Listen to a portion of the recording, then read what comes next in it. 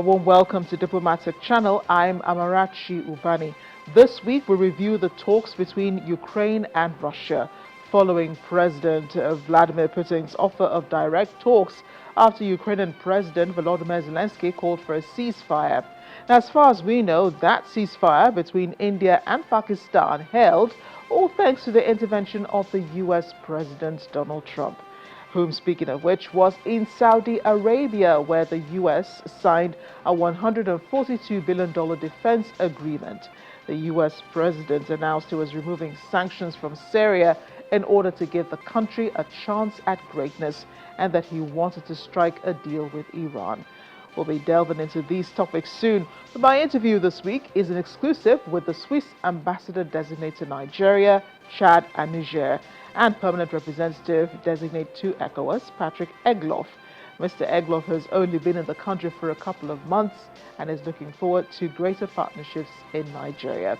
That's all coming up ahead, but first a quick check on other discussions in diplomatic circles.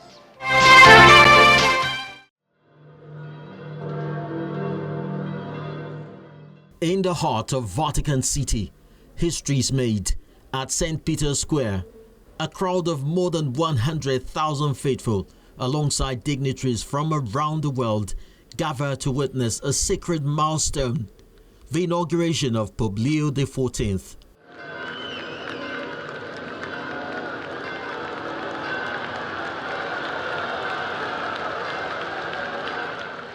His arrival is met with cheers, riding in the Pope Mobile. Pope Leo XIV greets the faithful with a warm smile and humble gestures, hallmarks of a shepherd stepping into a global spiritual leadership. Before the ceremony begins, the Pope pauses at the tomb of St. Peter, offering silent prayer beneath Michelangelo's masterpiece in the Sistine Chapel.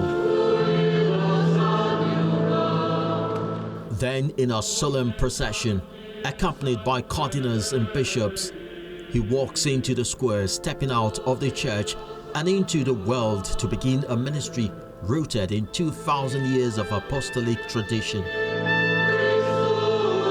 Libro de los Hechos de los Apóstoles. The inauguration mass begins. The first scripture reading is delivered in Spanish, followed by our reading in English from the first letter of St. Peter. And then, the most symbolic moment of the day, the bestowal of the papal emblems. Liturgical insignia of the Roman pontiff. First, the pallium, a white wool vestment adorned with black crosses, symbolizing Christ's call to be the good shepherd. And Cardinal Tagle confers. Next, the fisherman's ring, featuring St. Peter casting his net, engraved with the Pope's name, Leo XIV. It will serve as his official seal. Lastly, the Book of the Gospels, representing the foundation of his mission to proclaim the word of God.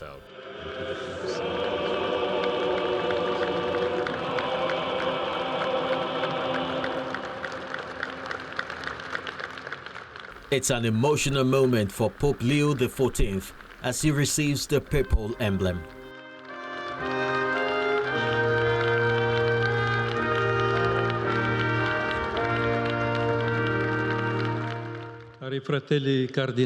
In his first papal homily, delivered in Italian, Pope Leo said he begins his ministry with a heart full of gratitude.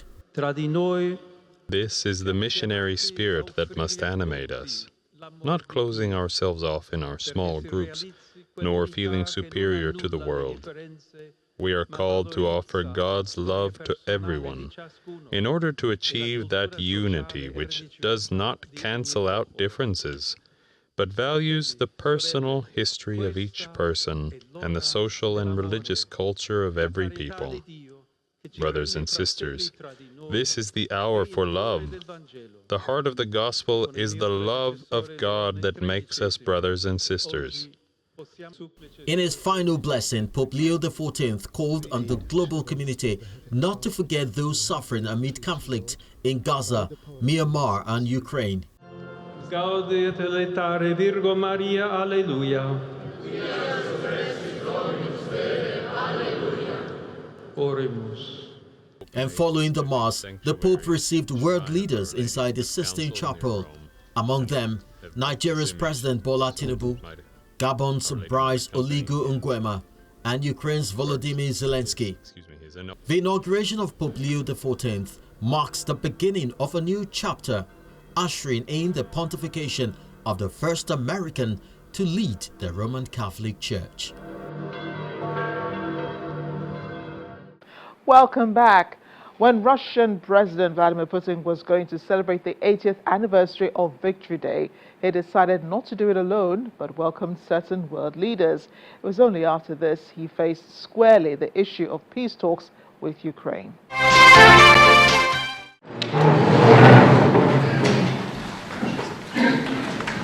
The Russian President Vladimir Putin proposed restarting direct negotiations without preconditions with Ukraine, despite President Volodymyr Zelensky calling for a ceasefire first.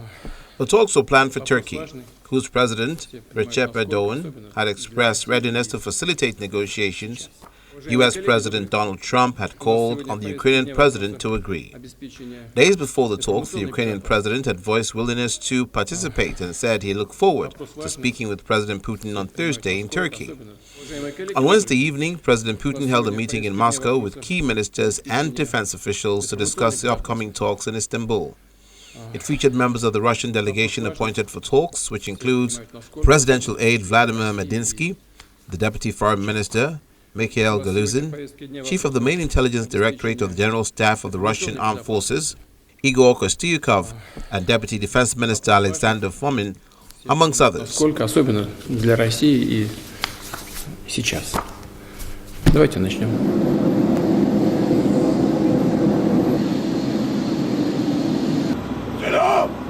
On Thursday, the Ukrainian President Volodymyr Zelensky landed in Ankara ahead of the anticipated talks.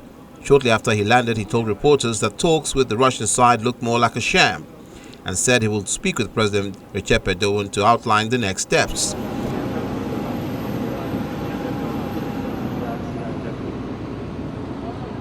Moscow named its delegation on Wednesday night with presidential aide Vladimir Medinsky, the deputy foreign minister, the director of the main directorate of the General Staff of the Russian Armed Forces, the deputy defense minister, as well as a number of experts attending.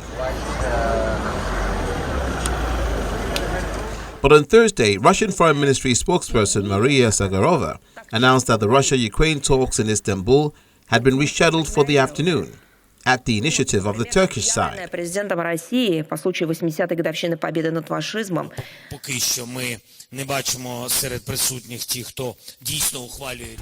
During a press conference later, President Volodymyr Zelensky suggested Russia was not serious about the peace talks. After we realize the level of the Russian delegation, we see that, unfortunately, they are very light on real negotiations, he said. He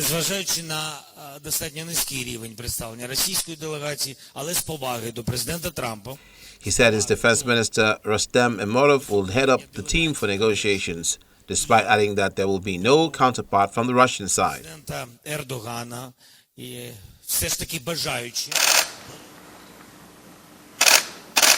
Speaking of the meeting with President Erdogan earlier, he claimed, "We thank the people of Turkey for their support of Ukraine's territorial integrity and sovereignty." Thank you. How are you? Good.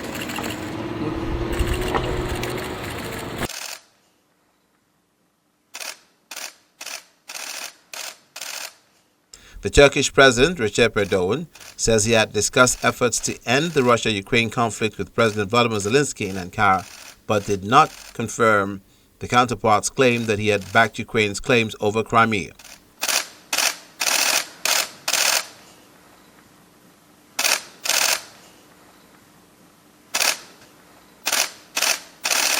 Meanwhile, NATO foreign ministers met in Turkey for an informal meeting. The Secretary General, Mark Rutte, urged the bloc's member states to ramp up defense spending and industrial production to counter the Russian threat. Concerning the Russia-Ukraine peace talks, he advised parties to hold the discussion step by step, slamming Moscow for sending only a lower-level delegation while commending Kyiv and the efforts of U.S. President Donald Trump. It is clear that Russia is sending only a lower-level delegation now to Turkey, to these peace talks. It is the Ukrainians who have said, we are ready.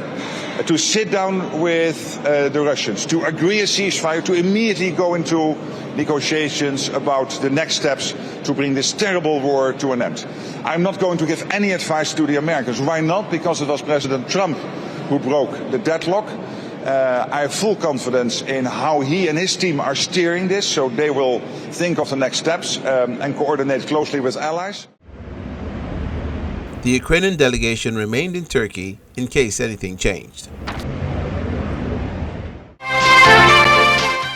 The U.S. President Donald Trump became the man of the moment in Saudi Arabia, especially after announcing a $142 billion defense agreement with Saudi Arabia. The president described Saudi Arabia's Crown Prince Mohammed bin Salman, with whom he had the talks, as an incredible man. The U.S. president arrived in Riyadh, the Saudi Arabian capital, to a royal welcome of purple instead of a red carpet.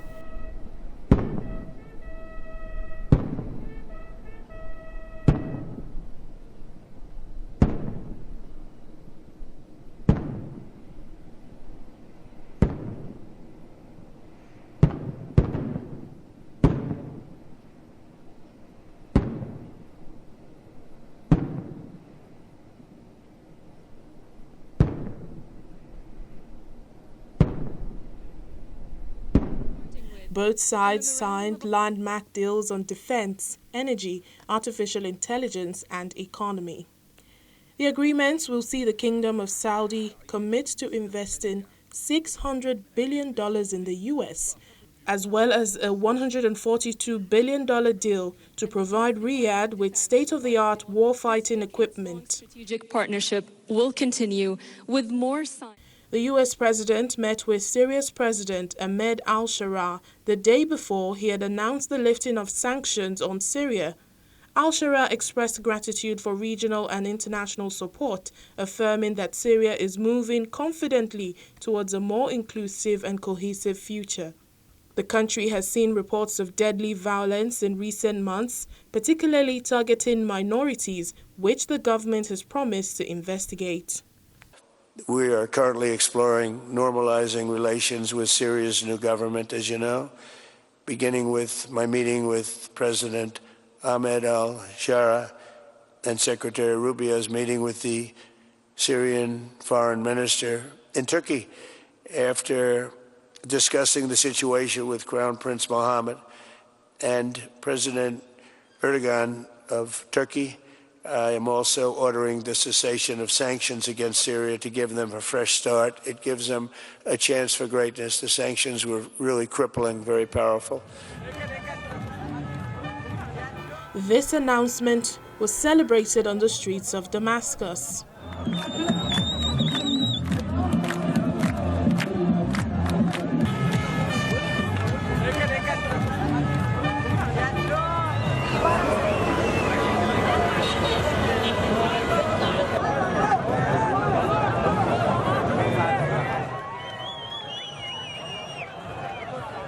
And one praised by the Saudi government. We are incredibly grateful to President Trump for taking the courageous decision to lift sanctions on Syria. I know this is not an easy decision, but we believe very, very strongly that it's a necessary decision, that it's a necessary step in supporting not just the stability of Syria and regional stability, because if we are able to build a stable Syria that is independent, that is sovereign, that is able to focus on its own future and its development, that will have an impact throughout the region, but also because of the long suffering of the Syrian people, who deserve, after many, many years of difficulty, of struggle, to have a better future. And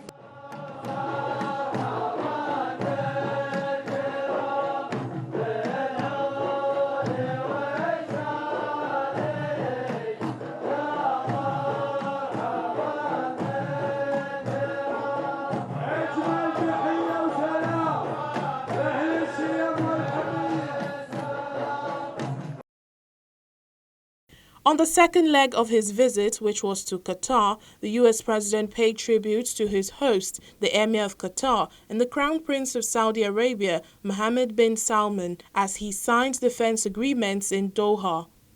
The Qatari government committed to the largest order of jets in the history of Boeing.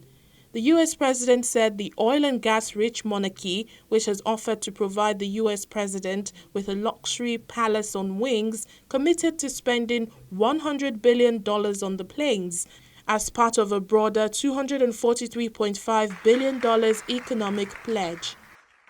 The trade is Kelly's telling me from Boeing, that's the largest order of jets in the history of Boeing. That's pretty good. And that's 140, was that a 140 or 160? Yeah, but you're right, it's actually 200, including the 40, so it's over $200 billion. But 160 in terms of the jets, that's fantastic. So that's a record, Kelly, and congratulations to Boeing. Get those planes out there, get them out there. The U.S. president was given the palace treatment here and even in Saudi Arabia.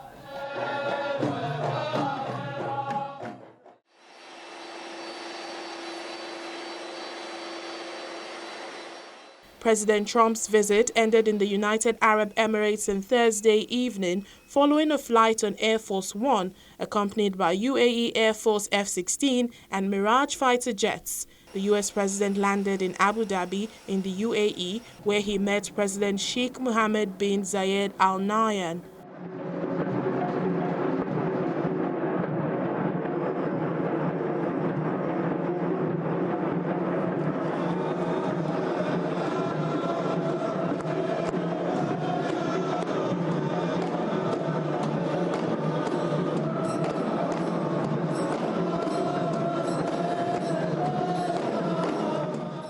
As part of his visit, he was given a tour of the Sheikh Zayed Grand Mosque, accompanied by Sheikh bin Zayed.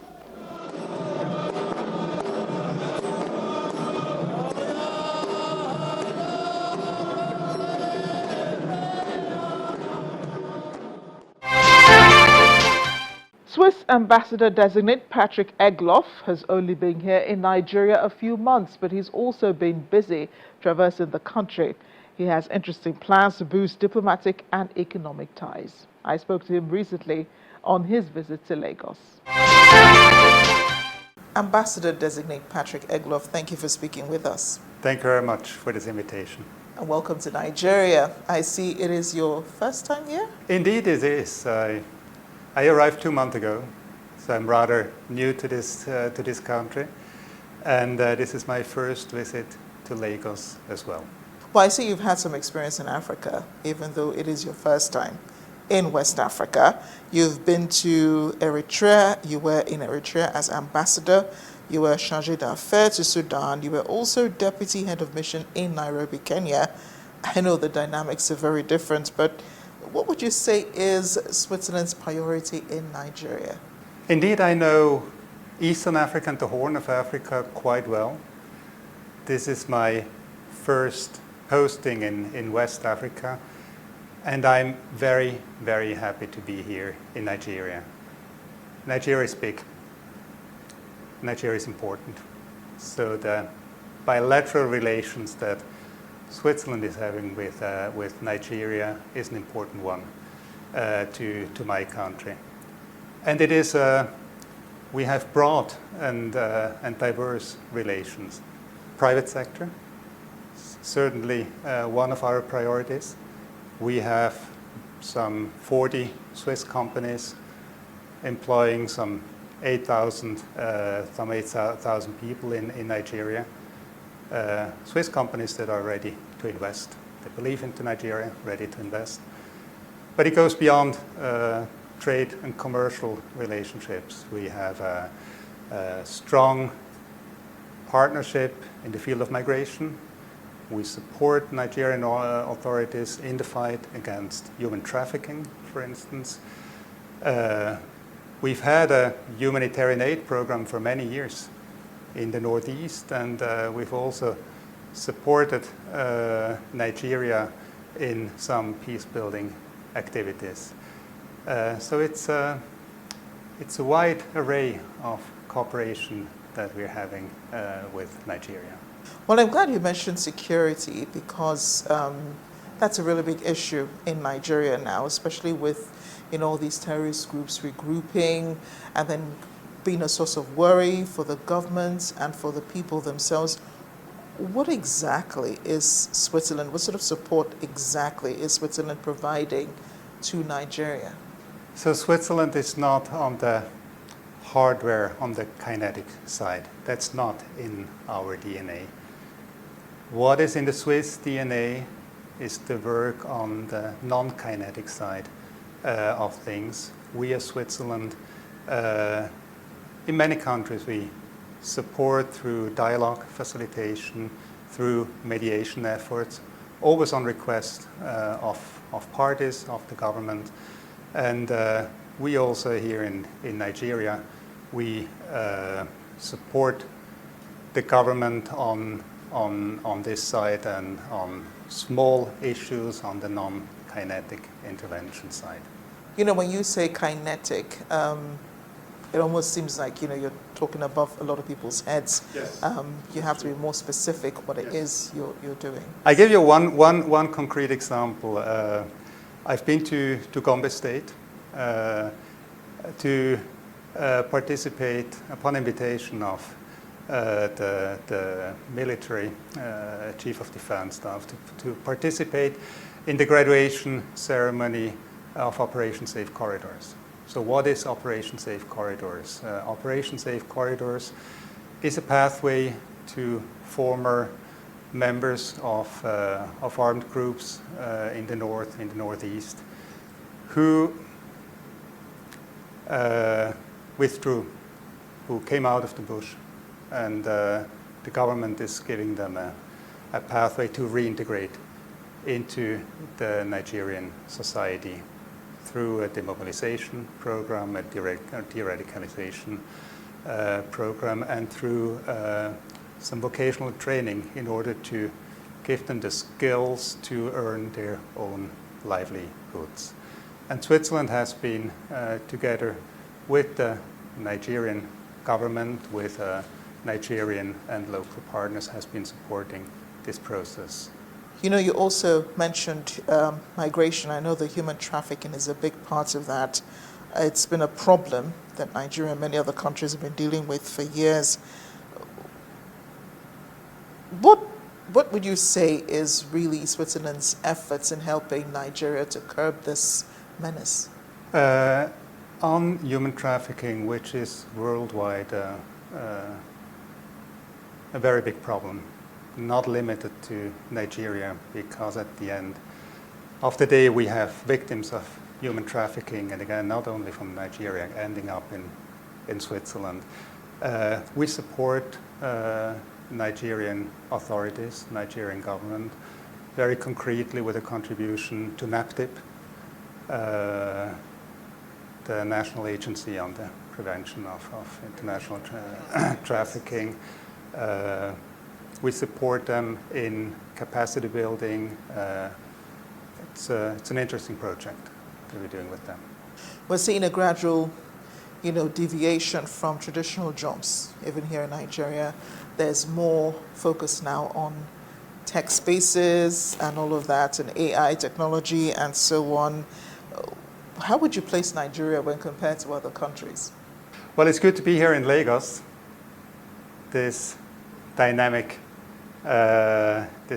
city, and what I've seen in the last 2 days, there's a young population, very tech savvy, hungry, and keen to learn and to apply. And I think that Nigeria has big opportunities when it comes to artificial intelligence, when it comes to this new generation of tech-savvy Nigerians. I have heard that international companies, big international companies are investing into Nigeria. There are the startups, there's a lively startup scene. So I think there's a lot of potential in Nigeria in this field. Would you say that the recent global trade tariffs have affected Swiss-Nigeria relations, or will it impact it? I don't think so. I don't think so for two reasons. Trade relations between Switzerland and Nigeria are rather stable. There's potential. Quite frankly, the trade balance is not very big, but it's rather stable, and I don't think it is impacted by these international discussions on tariffs. Again, from a Swiss perspective, rather than trade is the foreign direct investment, which I alluded to at the beginning. We have the Swiss companies here investing and creating jobs in Nigeria, which I think is a positive thing, and I don't think that this is impacted by these tariff discussions. You know, when we think of Switzerland, we're thinking, you know, the snow, the Alps, you know, and all of that. And I know that many Nigerians will want to come to Switzerland. What can you tell us about the visa application process, how easy it is to, you know, go to Switzerland and all of that? So Switzerland is beautiful. Switzerland is welcoming, but the visa process takes some time for the Schengen consultation. We also have a long queue. So apply early,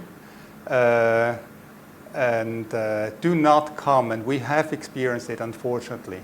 That tourists come a week, 2 weeks, a couple of days before departure with a flight ticket and a visa application.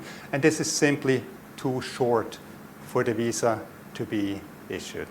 So apply with time, and we're happy to welcome you in Switzerland. This is where we end the program this week. I'm glad you could join in. Let's talk some more on social media using any of the handles showing on your screen. I'm Amarachi Ubani. I'll see you next time.